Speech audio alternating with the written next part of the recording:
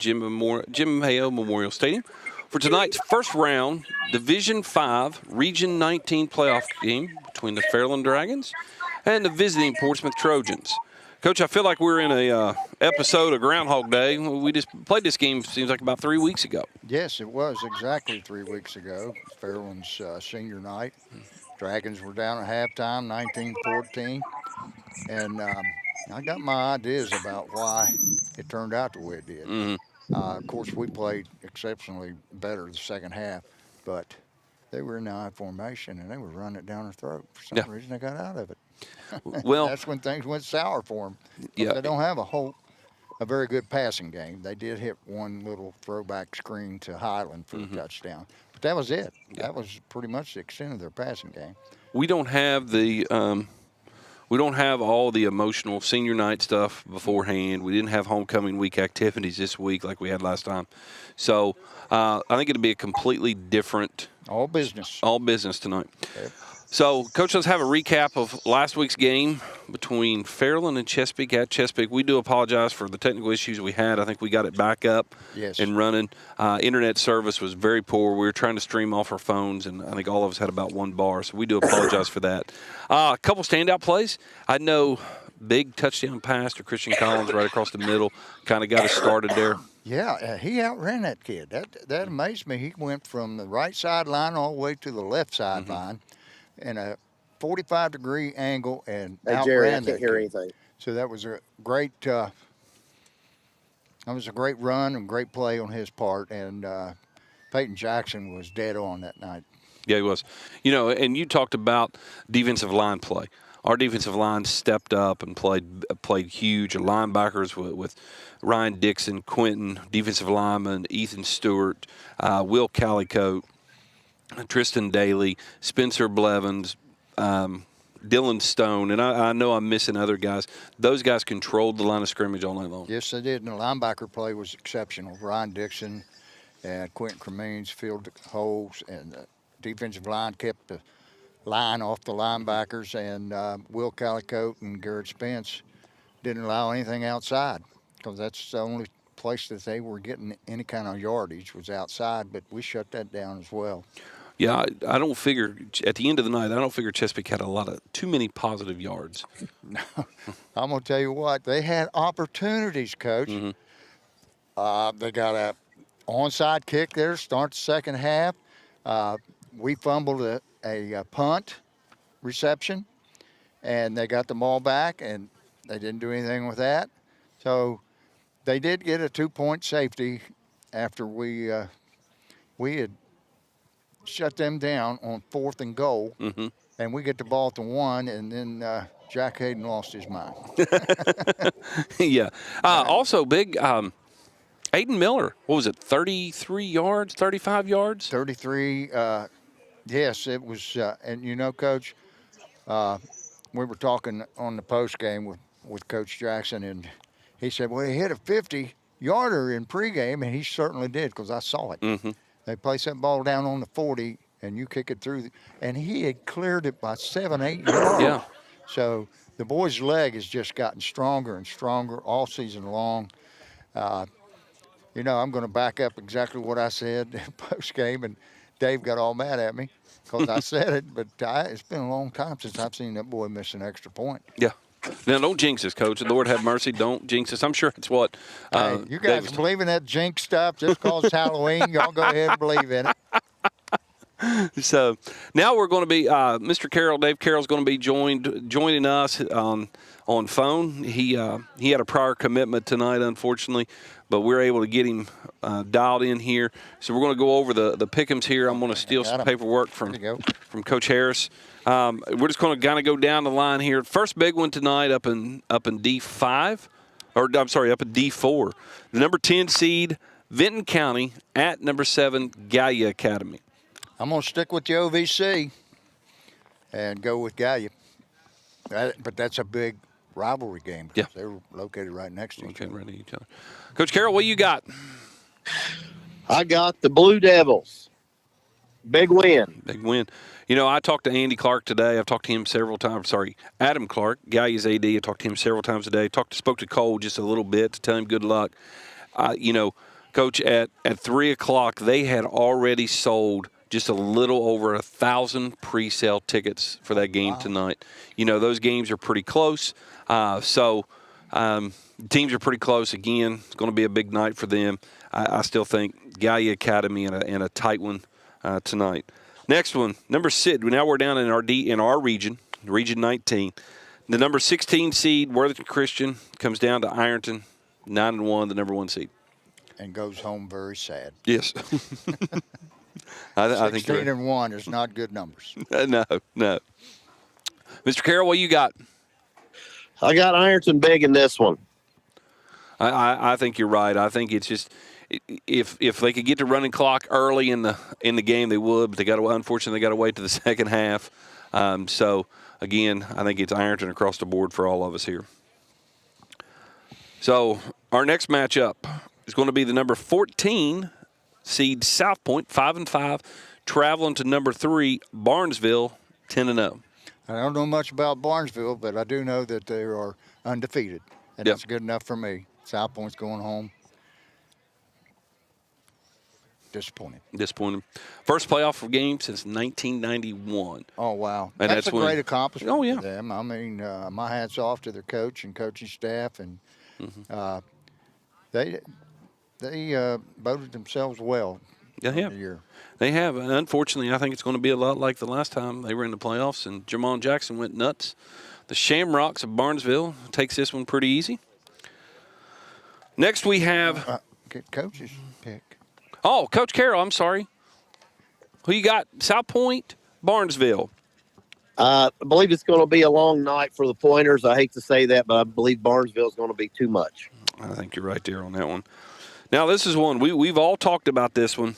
Number 10 seed, Columbus Afrocentric against Wheelersburg. At Wheelersburg, this is the 10-7 matchup. Coach, what you got? Well, I see that Afrocentric has won 7 games and lost 3, and Wheelersburg's won 6 and lost 3. They lost a game there somewhere. I think it was that with Oak Hill or whatever, when Oak Hill had too many injuries. Yes, something like that. Well, I'm gonna tell you where they're playing at Wheelersburg. At Wheelersburg. Whew, man, this is going to be a tough one because Afrocentric is very, very athletic. Now, whether their line can hold up to Wheelersburg, I'm going to call this a tight one, 14-10. Coach Carroll, what do you got? Wheelersburg. I got the Berg tonight. Got the Berg tonight. Sorry, we're starting to get a little rain here. I'm trying to scrounge up a couple umbrellas for our production crew here, so I'm sending out a text to get that took care of here. Give me just 1 second. Again, this 7-10 matchup, going to be a tight one. Afrocentric, like I said, I think the farthest game they'd played on the road was about 18 miles this year. So now they got to come down to Wheelersburg, got to find a way down to Wheelersburg. There is, if you guys would holler at Josh, the back of my truck, I know there's 2 umbrellas. Somebody'd holler at him. I know there was 2 back there. But I got Wheelersburg in a dogfight tonight. I think the Pirates get to win here in a close one tonight. Next one, number 9, Heath, is going to make the trip all the way down to Portsmouth West. Heath is 8-2. Portsmouth West 8-2. I'm gonna pull the upset here. I guess you can call it upset. Heath. The Heat. Heath. I'd simply because Portsmouth West played so poorly against Wheelersburg last week.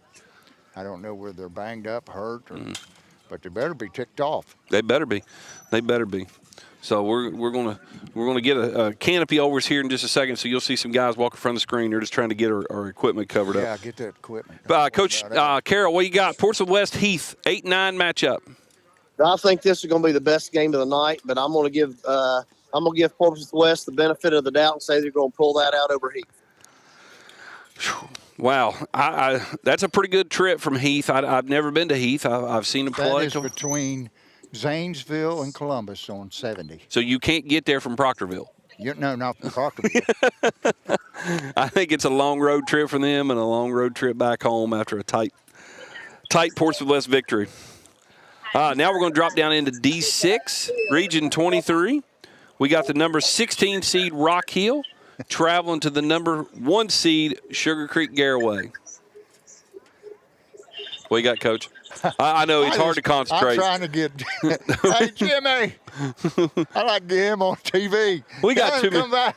We got, Lord, we got so much stuff going on. You guys see this. You guys got to see this. So while he's coming back, we got assistant coach, Coach Carroll. I want you to look at James Ward, Buzzy. Come here, Buzz. Come on out here, Buzz. We got a little. He's ready for the game, Coach. Listen, check this out. Check this out. Wow, these guys never cease. These guys never cease to amaze me. He's ready. He is. All right, down in D6, number 16 Rock Hill, 4-6, traveling to Sugar Creek Garraway. And what's their record, Sugar Creek? 10-0. They're the one seed. I'm going with Sugar Creek. Sugar Creek. That's a long trip. That's up 77. Gosh. That's almost to Akron. Yes, that's a long one. We made that trip up to Berlin Highland, which is just right there. This past year in basketball, it's a long trip. Coach Carroll, what you got? Rock Hill, Sugar Creek, Garraway. Well, I'm sitting here with Miss Montgomery having dinner, and she said that we're going to have to go with Garraway. They're going to be just too much for the Hill tonight. I think you're right. I think the bus ride for Rock Hill, and it's just going to be way too much for them. I think it's a running clock for Sugar Creek late in the game. So Sugar Creek big. Number 13, Colgrove, traveling to number 4, Gallion Northmore, who's 8-2. Coach. Again, Gallion. Gallion. Where that's located, Coach? Gallion. I think that is northwest of Columbus. We ought to ask Dave. He drives on. Yeah, Dave. Where's Gallion Northmore located at? I don't think he's paying attention to us. He's got his mouth full. He's probably got chips and salsa, whatever he's eating there. I think it's northwest of Columbus a little bit. Okay, I'm gonna go with them. You gonna go with Northmore? I think you're right there, Coach Carroll. You got your mouth empty, or you still? I think he's either we've either dropped him or something. I've got Northmore big in this one too. Running clock. Final game right here. Number 15, Portsmouth, 5-5 against number 2, Fairland. I know that without a doubt, looking at that sheet of paper, that this is going to be the best game of the evening. I think so. For Region 19. And I think Portsmouth, kind of made a mistake about saying they couldn't. They were really pleased that they were going to get to go to Fairland again and play. Well, I'm going to tell you something. You better watch what you wish for, because I really believe that if our defensive line and linebacker play is as stout as it's been, I talked with Coach Jackson earlier, and we've allowed one varsity touchdown in the last, I think he said 10 quarters. That's pretty impressive right there. Yeah, the last 10 quarters. I know Colgrove's was all against. Before we played Colgrove. Right.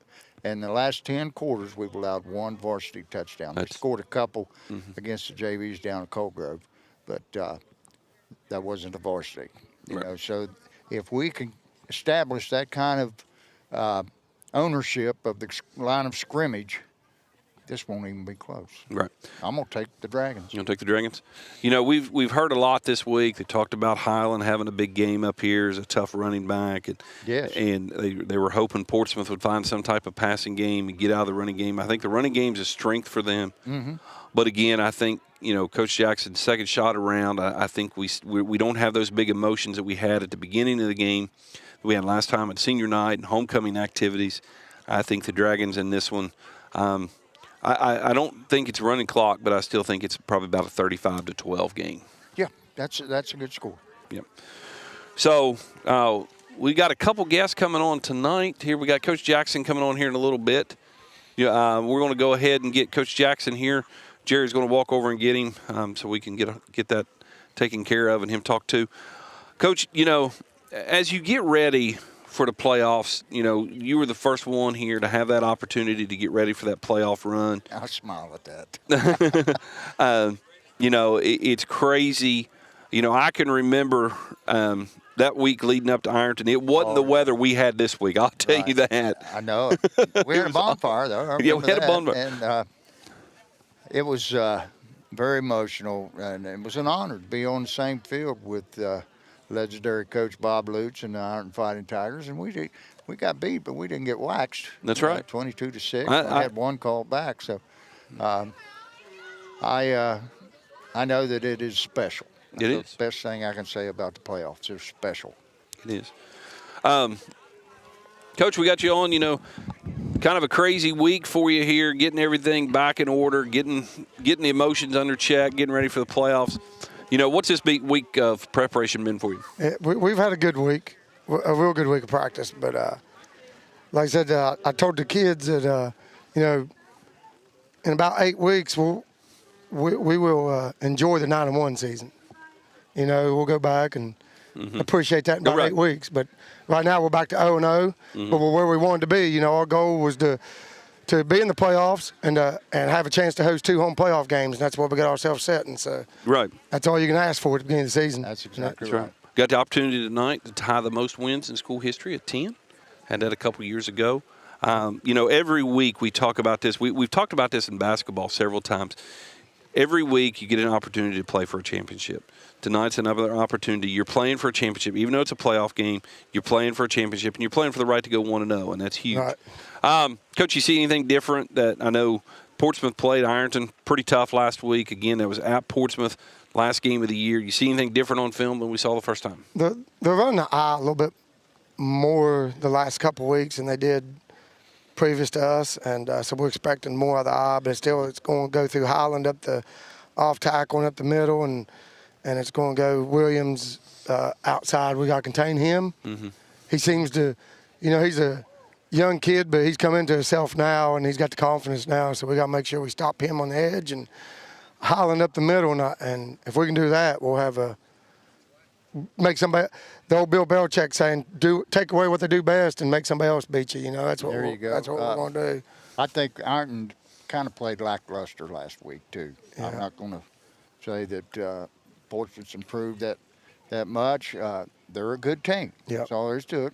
But we're a good team. That's right. And I think we have more weapons. So the one thing the Dragons, they haven't they've punted, but they haven't been in punt formation since we blocked that punt. Right. Last 2 weeks, they've done quick kick with the quarterback every time. So you probably won't see a punt return from us. We'll stay defense, make sure. Right. I mean, if we see it, we'll run Bryson back real quick, but we got to play. We want the ball instead of giving them a chance to do a fake punt. So or giving up a crazy penalty. Exactly. So.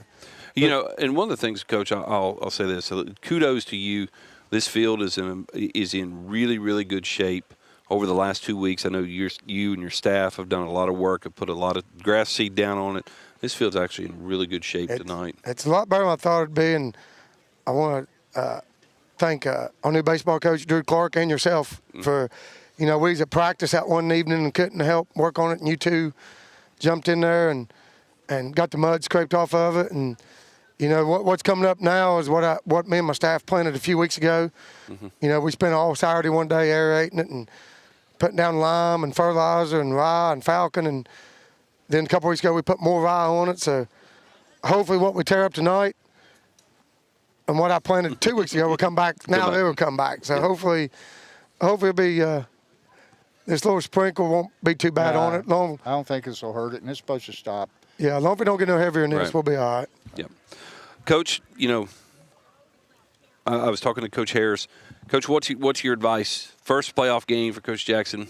What's your best advice for him tonight? Just do what you do best, buddy. Yep. And that's do us, right? That's right. Yeah, just be you. Don't. You. We'll be fine. Exactly. Coach Jackson, good luck to you. 3 hours. We'll see you in the winner's circle. Yes, sir. You better believe it. Appreciate you guys. Good luck, baby. Good luck. We're going to get Linda Bird on here next. She is one of our pictured ladies. We appreciate Linda and what she does for us. I know I don't have an umbrella for you, young lady. I can cover that part of your hair. I've actually gotten wet a lot at these games. Have you? Yeah. Well, Linda, we appreciate everything you do for us, and we're able to use a lot of your photos on our social media. And I know it's for the kids, and these kids to be able to keep the memories for a lifetime. Especially in the digital world that we live in. What's it mean to you to be able to provide these kids with the pictures that you give them? I started in 2015, and I remember saying to Emily, I've got pictures of Keegan and Kenyon, and I said, I've got pictures of Jack and, all these other kids. And she goes, well, I don't know. And I said, I'm going to post them. And that was the beginning, and it just kind of grew on me. I mean, it just kind of. I know I saw you at every volleyball game. That's right. And Yes. you always had a smile on your face. Yeah. So I know you're enjoying what you do. So kind of what I found out was that I went to the girls' softball. I talked to one of the girls a couple of years ago, and she said nobody had been there with pictures. And I Right. said, you're kidding. Right. So that kind of got me into the other, and of course everybody asked me, who's your kid out there? And I said, I don't have a kid out there. I said, but they're all my kids. That's right. That's right. They're all my grandkids. And I think all these kids want to come out and show their appreciation to you for everything that you've done for them. Yeah, this little party, look behind. They ask that if they could come out and be a part of this and everything. So they're all here to thank you for everything you've done. We appreciate everything. And we have a little presentation. that's right, a You little got presentation. a presentation? Oh, Yes. my gosh. Okay. A little presentation. Em, come on in here. This is Emily Henchman. That wasn't the plan. Oh. Our community just wanted to thank you for everything you do for these kids. Not just for your grandkids, you do it for everybody's kids. You go to soccer games, you go to golf, you go to basketball, It's true. volleyball, anything you can do. Youth league through high school. And not to mention, most of these boys graduating, you started with taking their pictures. Yeah, I did. So, we raised some money. We got you a few things. Oh, my gosh. There's things in the bag. Camera bag. Hey, let's give her a hand. Give her a hand.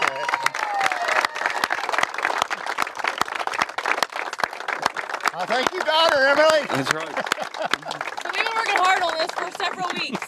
And hopefully you had no idea. Without me knowing. Hopefully. So Thank you all. I love all these kids, and until my hands start shaking that I can't hold the camera and I can't see through the viewfinder, even after our boys graduate, I'll be taking pictures. That's right. We appreciate you so much. And thank you. And again, congratulations. Thank you, guys. You deserve All right. this. Thanks, baby. Thank you. Thank you, Kiki. Love you. Thank you. Again, community members, thank you so much for your donations and for helping this Linda out and getting a new camera. We appreciate everything, and we appreciate her so much. Thank you so much for taking care of this. That's Linda Bird, everybody. Linda Bird. So, Coach, we're going to take a short recess. We're going to get you back up there, and we're going to get you on the game. Josh Scarberry. Yes. Coach Jackson's son-in-law will be on the call with you tonight. My usual cohort is in Columbus. He's in Columbus. He had to go up there on a little date night. Yeah. And I hope they have a good time, and I hope they drive carefully back home because he's going to be at Gallipolis at 9. Gallipolis at 9 o'clock in the morning. You might as well just spend the night and go to Gallipolis from Columbus. That's right. Coach Carroll, we appreciate everything you do for us, too. Thank you so much. We hate that you can't be here tonight, but we understand that this was important to you and to Brittany. So, again, enjoy yourselves. We're going to take care of things here. We'll try not to screw it up too bad without you. We're going to miss you, Kimo Sabi. That's right. So we're going to have half the Codgers and Josh Scarberry on the call tonight. We got some new graphics. Again, thank you so much, Braxton Trader, Alex Cyrus, Cade. I got one big thank you, and I don't think we've mentioned it. The pregame sponsor tonight. Yes. Mr. Brandon Kitts Construction and Gutters. Smooth gutters or running gutters or whatever. I don't have the paper. You got it. But anyway, Brandon does exceptional work. If you get a chance to get him to do something for you, you better grab him because he's a pretty busy fella. I agree. Brandon's done a lot of work for us here.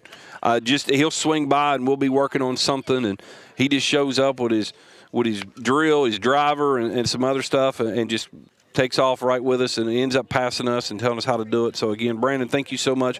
Thank you for sponsoring the pregame show. I got to get off here. I got to call in your dinner. I guess we're going to have Giovanni's tonight. Going to get that catered up to the press box. We're going to get Josh and I get up there and get the cooler and get some pop and some water packed for you guys. All righty.